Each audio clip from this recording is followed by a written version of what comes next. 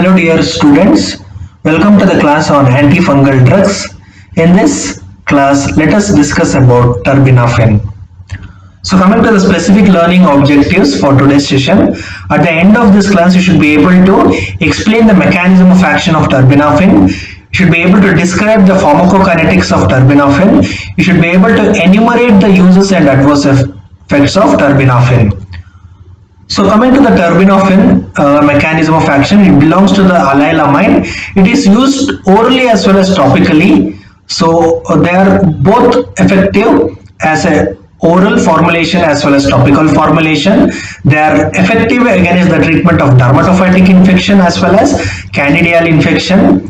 In contrast to azoles, which are primarily fungistatic agents. So azoles are fungistatic agent, whereas terbinafine has got fungicidal action. So remember, I am stressing once again, terbinafine has got fungicidal action compared to the azoles, which are having fungistatic action. So what is the mechanism of action of terbinafine? So they are the non-competitive inhibitor of squalene epoxidase.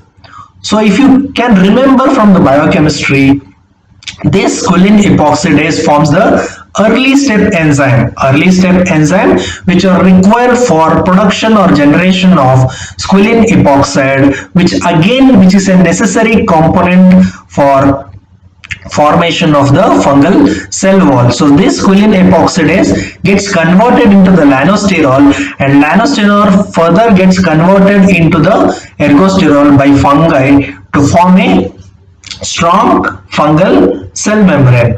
So this drug, that is terbinafine, it's being a non-competitive inhibitor of squalene epoxidase, they will inhibit the formation or generation of the squalene epoxide. So what happens when squalene epoxide concentration or generation or the production of squalene epoxide stops? So there will be accumulation of squalene itself.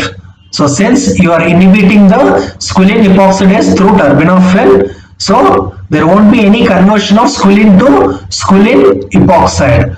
So squalene will get accumulated within the fungal cell, which is responsible for fungicidal action. So it is the squalene which is responsible for fungicidal action.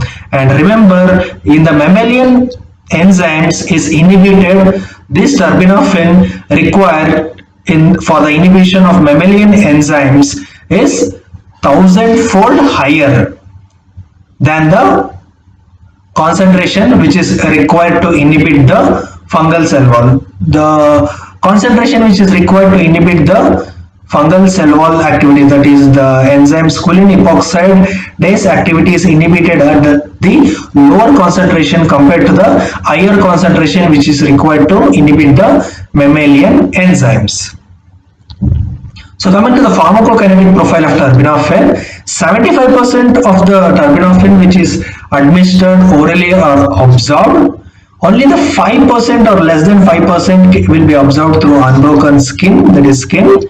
And first pass metabolism, it undergoes first pass metabolism, thereby it reduces the oral bioavailability to less than 50%. Since it undergoes first pass metabolism, its oral bioavailability is reduced to 50%, and it widely distributed in the tissues. And since it has got high affinity as well as it has got strong capability to bound to plasma protein, as well as it has got high affinity for keratin, it gets concentrated in sebum, stratum corneum of skin, as well as in the nail plate, because these are the one which has got high keratin. So this terbinafine will get concentrated in the sebum, stratum corneum of the skin, as well as nail plates because of their high affinity for keratin. And inactivation occurs by metabolism. It will be excreted mainly through urine, and about 20% will be excreted through feces as well. And the elimination of life of terbinafine after single use is 11 to 16 hours, but the duration of action of terbinafine can be prolonged to 10 days after repeated dosing.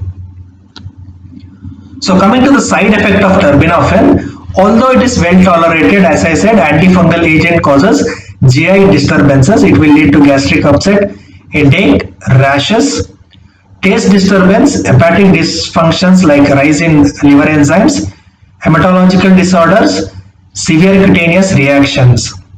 And also, you should remember that terbinafine does not inhibit any CYP450 enzyme activity. So, topical application of terbinafine can cause arrhythmia, itching, dryness, irritation, urticaria, and rashes. So coming to the uses of terbinafine, it is used topically in the form of cream twice daily, which is indicated in the treatment of localized tinea pedis, cruris, corporis, and pityriasis versicularis.